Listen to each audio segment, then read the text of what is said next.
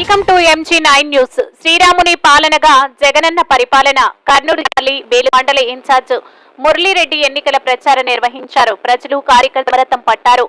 ప్రతి ఇంటింటా తిరిగి జగన్ ప్రవేశపెట్టిన సంక్షేమ పథకాల గురించి ఆరా తీశారు. మురళీరెడ్డి మాట్లాడుతూ జగనన్న పాలనలో అవ్వాతాతలకు ఇంటి దగ్గరే వెళ్లి పెన్షన్ ఇవ్వాలన్నదే జగన్ ఎజెండా. పెన్షన్ కోసం అవ్వాతాతలు కార్యాలయాల చుట్టూ తిరగాలన్నది చంద్రబాబు జెండా అని అన్నారు.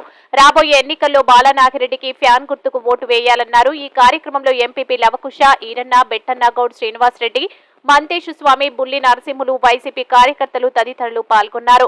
MG9 న్యూస్ తో మంత్రాలయం ఇన్ఛార్జ్ తిమ్మారెడ్డి.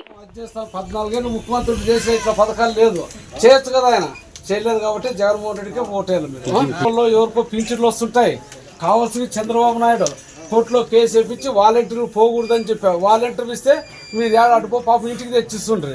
మన బాలనాగిరెడ్డి జగన్మోహన్ రెడ్డి పెట్టిండ్రి. కానీ ఈరోజు చంద్రబాబు నాయుడు కోర్టులో కేసు వేయించి మీ ఇంట్లోకి సేవ్ చేయకోకున్నట్లు చేసినారు. అట్లా ఓన్ని నమ్ముతాడా జగన్మోహన్ రెడ్డి నమ్ముతారు మీరు?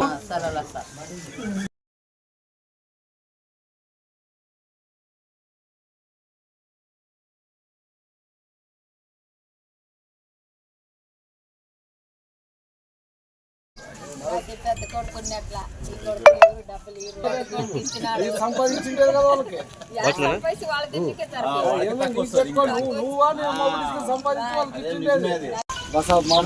అమ్మఒడి ఎవరికన్నా పడుతుంది కూడా 3,000 కదా మీకు. ఇప్పుడు జగన్మోహన్ రెడ్డి మళ్ళీ ముఖ్యమంత్రి అయితే 4,000 చేస్తాడు పింఛన్. అదొకటి. తర్వాత చంద్రబాబు నాయుడు తెలుగుదేశము ఈరోజుగా మీ అందరికి ఇంటింటికి 2వ తారీఖు 3వ తారీఖు పింఛన్ ఇవ్వాలి కదా. కోర్టులో కేసు వేసాడు వాలంటీర్లు ఇవ్వకూడదు అని.